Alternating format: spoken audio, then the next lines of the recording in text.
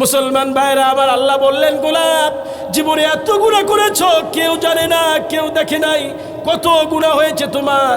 তোমার এই গুনার খবর যদি তোমার প্রাণের বিবি জানতো, তাহলে তোমার সংসারে ছেড়ে দিয়ে অন্য জায়গায় পাড়ি জমাইতো। এই গুনার খবর যদি তোমার কলিজার টুকরা সন্তানগুলি জানতো, তোমাকে আব্বা বলে ডাকতো না।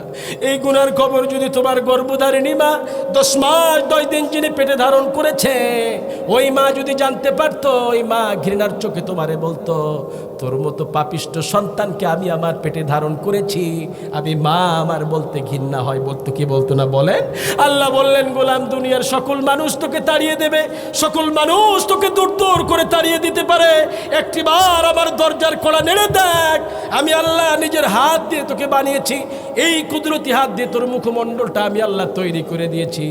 গোলাম রে, একটিবার আমার দরজায় কড়া নেড়ে দেখ, আমি আল্লাহ একটিবারের জন্য তোকে তাড়িয়ে দেব না।